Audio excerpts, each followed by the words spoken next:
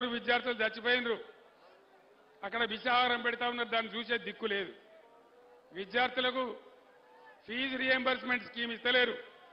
5 నెలల నుంచి రూపాయి లేదు. ఎట్లా నడవాలా? మనం అప్పుడు 20 లక్షల స్కాలర్షిప్ పెట్టాం. అంబేద్కర్ ఓవర్సీస్ స్కాలర్షిప్ 5 నెలల నుంచి బంద్ పెట్టిండ్రు. ఎందుకు బంద్ పెట్టాలా?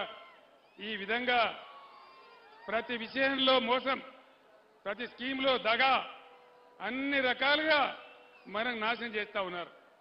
చేనేత కార్మికులు ఉన్నారు, వాళ్ళకు రూపాయి ఇస్తలేరు. థ్రిఫ్ట్ స్కీమ్ బంద్ చేసిండ్రు. 50% రంగులు, రసాయనాలు, నూలు బంద్ చేసిండ్రు. మొత్తం అన్ని రకాలుగా చాలా భయంకరమైన బాధలు పెడతా ఉన్నారు. నేను అనేది ఏంటంటే, నా ప్రాణం ఉన్నంత వరకు నా కళ్ళ ముందటనే తెలంగాణని ఇట్లా నాశనం చేస్తామంటే కేసీఆర్ యుద్ధం చేస్తాడు తప్ప నిద్రపోడు అని చెప్పి నేను మనవి చేస్తాం.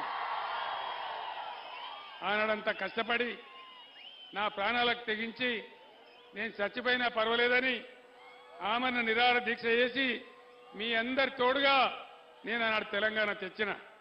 తెలంగాణ నా కళ్ళ ముందటనే నాశనం అయిపోతే చూస్తూ ఊరుకోవన్నా? యుద్ధం చేద్దామా? చూస్తూ ఊరుకుందామా? యుద్ధం చేద్దామా? కొట్లాడదామా?